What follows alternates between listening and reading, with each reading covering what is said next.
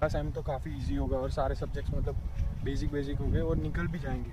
लेकिन जैसे जैसे कोर्स आगे बढ़ेगा वो सारे सब्जेक्ट जो है उनका एडवांस लेवल आता जाएगा।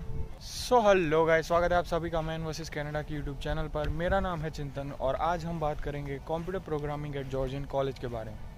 तो आज के इस वीडियो में मैं आपको वो सारी चीज़ें बताऊँगा जिसके बारे में आपको जानना चाहिए अगर आप करना चाहते हैं computer programming at Georgian College या फिर कंप्यूटर प्रोग्रामिंग इन जनरल। तो सबसे पहले बात कर लेते हैं हमारे कंप्यूटर प्रोग्रामिंग के आउटलाइन के बारे में।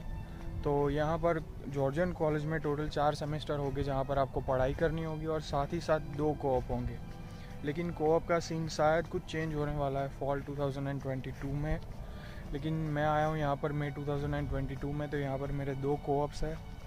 और अगर आप सोच रहे हैं कि कोऑप कर लेंगे और मतलब काफ़ी एक्सपीरियंस गेन हो जाएगा तो रुक जाओ, क्योंकि कोऑप मिलना यहाँ मतलब ऑलमोस्ट इम्पॉसिबल है। क्योंकि यहाँ पर अराउंड 200 to 400 कंप्यूटर के स्टूडेंट्स हैं और बैरी अगर वेस्ट टू ईस्ट जाओ या फिर साउथ टू नॉर्थ जाओ तो 10-10 किलोमीटर में ख़त्म हो जाता है। तो यहाँ पर मतलब कोई चांस ही नहीं है कि यहाँ पर 100 से ज़्यादा कंपनियाँ हो जो आपको हायर करना चाहे। और यहाँ पर आप होंगे 200 से 400 स्टूडेंट, तो यहाँ कोऑप मिलना तो मतलब ऑलमोस्ट ना के बराबर है। तो ये तो बात हो गई कोऑप के बारे में। अब बात करते हैं हम यहाँ पर कोर्स की डिफ़िकल्टी के लेवल के बारे में। तो यहाँ पर काफ़ी सारे स्टूडेंट्स जो है वो ये सोचते हैं कि मतलब कंप्यूटर प्रोग्रामिंग ले लेंगे और कोर्स ख़त्म करते ही $1 लाख की सैलरी वाली जॉब लग जाएगी या फिर कहीं ना कहीं 60,000 वाली तो लग ही जाएगी। लेकिन यहाँ जो दिक्कत है वो है ये कोर्स। अगर आपको कंप्यूटर प्रोग्रामिंग में इंटरेस्ट नहीं है या फिर आपको मतलब इन जनरल कंप्यूटर के बारे में ज़्यादा नॉलेज नहीं है और पढ़ाई मतलब आप सोच रहे हो कि इतनी करोगे नहीं और पास हो जाओगे, तो ये आपकी एक गलतफहमी होगी यहाँ पर आने के बाद। क्योंकि ये जो कोडिंग का कोर्स है इसमें पहला सेम तो काफ़ी इजी होगा और सारे सब्जेक्ट्स मतलब बेसिक हो गए और निकल भी जाएंगे। लेकिन जैसे जैसे कोर्स आगे बढ़ेगा वो सारे सब्जेक्ट्स जो है उनका एडवांस लेवल आता जाएगा। और वो मतलब अगर आपको इंटरेस्ट नहीं है या फिर कोडिंग नहीं आती है तो पास करना काफ़ी मुश्किल है। और आप जानते ही हो कि मतलब यहाँ पर अगर एक बार फेल हो गए तो काफ़ी दिक्कतें आ सकती है। तो मैं यही मतलब आपको बताना चाहता हूँ कि अगर आपको प्रोग्रामिंग नहीं आती तो आप ट्राई करके देखो, 10-15 दिन सीखने का ट्राई करो और देखो कि कोडिंग आपके बस की है या नहीं। और उसके बाद डिसाइड करो कि आप ये कोर्स लेना चाहते हो या नहीं। तो ये तो बात हो गई कोर्स के डिफ़िकल्टी के बारे में। लेकिन अब बात करते हैं यहाँ इसके असाइनमेंट्स और वो सारी चीज़ों के बारे में। तो जो कोर्स की आउटलाइन है उसका जो लिंक है वो मैं आपको डिस्क्रिप्शन में दे ही दूँगा, तो आप वहाँ चेक कर सकते हैं कि कौन से सेम में कौन से सब्जेक्ट्स है।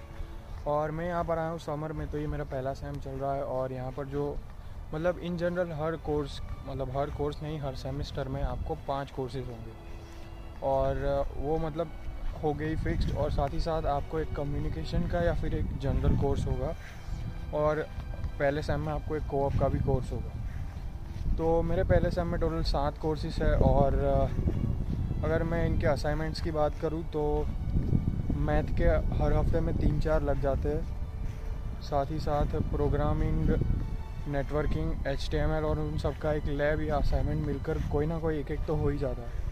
और फिर जो कम्युनिकेशन है उसका भी एक होता है। तो इन जनरल आप 8 से 9 असाइनमेंट एक्सपेक्ट कर सकते हो और सारे के सारे आपको मतलब करने ही पड़ते हैं। हर एक का वेटेज होता है, कोई 5% होता है तो कोई 2.5 या फिर कोई 10, तो उस हिसाब से होता है। और यहाँ डिफ़िकल्टी की बात करूँ तो वही बात हो गई फिर कि जो प्रोग्रामिंग और कोडिंग वाले मतलब असाइनमेंट्स होंगे वो काफ़ी टफ़ होंगे अगर मतलब ये मान ले कि आपको कोडिंग नहीं आती है तो। वरना मैथ्स और जो मतलब कम्युनिकेशन कोर्स है उसके असाइनमेंट्स थोड़े इजी होंगे as compared to the coding assignments. तो यहीं आपको कुछ 6 से 8 घंटे लग जाएंगे मतलब रेगुलरली असाइनमेंट्स करने में पर वीक। पर साथ ही साथ यहाँ लेक्चर्स होते हैं मतलब जो सीखने के लिए हमें लेने ही पड़ते हैं। तो वो लेक्चर्स की बात करूँ तो उसका ऑन एन एवरेज 10 घंटे बैठेगा आपका हर हफ्ते का। और यही सीन है। तो मतलब आपको ऑन एन एवरेज कह सकते हैं कि 20 घंटे पढ़ाई करनी पड़ेगी अगर आप कंप्यूटर प्रोग्रामिंग लेना चाहते हो। और डिफ़िकल्टी लेवल तो मतलब मैं ये कहूँगा कि यहाँ अगर 60 to 70 लाना है तो आपको मतलब 12th साइंस में 80% से ऊपर लाने की जितनी मेहनत करनी पड़ती उतनी यहाँ पर मतलब 60 to 70 लाने में करनी पड़ सकती है। तो कोर्स इजी नहीं है, पर अगर आप पढ़ना चाहते हो तो मुश्किल भी नहीं है।